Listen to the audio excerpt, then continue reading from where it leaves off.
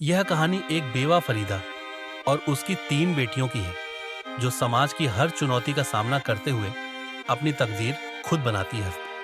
अंधकार की शुरुआत। रिजवान के इंतकाल के बाद फरीदा की जिंदगी अंधेरे में डूब गई थी। घर में खाने के भी पैसे नहीं थे। आयत मासूमियत से बोली, अम्मी, कल स्कूल में फीस भरनी है, नहीं तो निकाल देंगे। फरीदा की आंखों में आंसू आ गए। रिश्तेदारों की बेरुखी फरीदा मदद मांगने गई, लेकिन रिश्तेदारों ने मुंह फेर लिया। हमारे पास भी पैसे नहीं हैं, उन्होंने बेरुखी से कहा। मोहल्ले की फुसफुसाहट, लोगों ने बातें बनानी शुरू कर दी। बेवा औरत को ज्यादा बाहर नहीं जाना चाहिए, इसकी लड़कियां भी बर्बाद हो जाएंगी। नफीसा की एंट्री फरीदा के दरवाजे पर दस्तक हुई। मेरा नाम नफीसा है, मैं औरतों को काम सिखाती हूं, क्या तुम सीखना चाहोगी? फरीदा ने हिचकिचाकर हां कर दी। पहला कदम सिलाई की ओर। पहले दिन फरीदा की उंगली में सुई चुभ गई। यह दर्द असली है, उसने सोचा। नफीसा ने हंसकर कहा, शुरुआत में दर्द होता है, लेकिन यही तुम्हारी ताकत बनेगा। बेटियों की उम्मीद। सना, हिब्बा और आयत ने मां को काम करता देखा। अम्मी, आप कामयाब हो जाओगी। फरीदा को पहली बार हौसला मिला। पहली कमाई का जादू। कुछ हफ्तों बाद फरीदा ने अपना पहला ऑर्डर पूरा किया। 500 रुपये उसके हाथ में थे। अम्मी, आप जीती, सना चिल्लाई। फरीदा की तरक्की देखकर मोहल्ले की औरतें भड़क गईं। बेवाओं को इतनी आजादी नहीं मिलनी चाहिए। इस बार फरीदा ने कहा, अगर हम मेहनत से कमाएं तो इसमें शर्म की क्या बात। लोग चुप हो गए। अम्मी, मैं फैशन डिजाइनर बनना चाहती हूं, हिब्बा ने कहा। फरीदा ने उसे गले लगाया। तू अपने ख्वाब पूरे करेगी बेटी। आयत की मासूमियत। एक रात छोटी आयत फरीदा के पास आई। अम्मी, मैं टीचर बनूंगी। फरीदा को महसूस हुआ कि उसकी बेटियां अब अपने सपने खुद देखने लगी थीं। आज की नई चुनौतियां और फरीदा की आखिरी जीत। फरीदा को एक शादी के लिए 20 सूट सिलने का ऑर्डर मिला।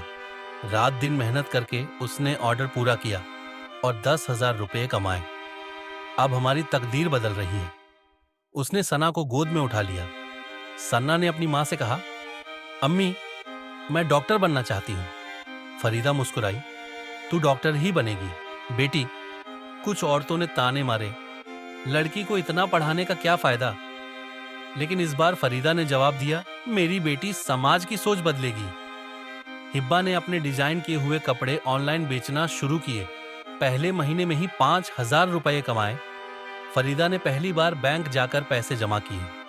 मुझे नहीं पता कैसे करना है, उसने सन्ना से कहा। अम्मी, आप सीख जाएंगी। आयत ने एक छोटे स्कूल में पढ़ाना शुरू किया। पहली सैलरी लेकर वह दौड़ती हुई आई। अम्मी, ये आपकी मेहनत का फल है। अब वही लोग जो फरीदा का मजाक उड़ाते थे, उससे सलाह लेने आने लगा। मोहल्ले की कुछ रूढ़िवादी औरतों ने फिर से विरोध किया। लड़कियों को इतनी छूट देना गलत है। इस बार फरीदा चुप नहीं रही। अगर मैंने अपनी बेटियों को आजाद नहीं किया तो वे भी मेरी तरह मजबूर हो जाएंगी। सन्ना ने मेडिकल कॉलेज पूरा किया और डॉक्टर बन गए। अम्मी, अब मैं आपकी सारी तकलीफें खत्म कर दूंगी। हिब्बा की बुटीक बहुत सफल हुई और उसने एक बड़ा शोरूम खोला। आयत ने अपनी कमाई से एक छोटा स्कूल खोला। अब और लड़कियां पढ़ेंगी। अब फरीदा सिर्फ एक सिलाई करने वाली औरत नहीं थी, बल्कि एक मिसाल बन चुकी थी। अब वही लोग जो लड़कियों की पढ़ाई के खिलाफ थे, अपनी बेटियों को फरीदा के पास भेजने लगे।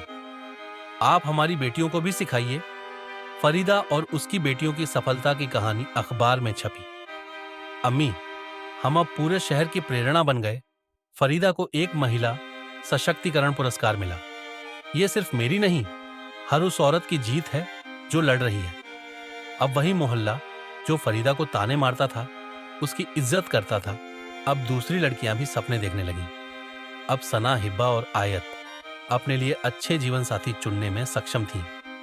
फरीदा अब सिर्फ मां नहीं, गुरु बन चुकी थी। फरीदा की बेटियां अब सिर्फ उसकी नहीं, बल्कि समाज की प्रेरणा बन चुकी थी।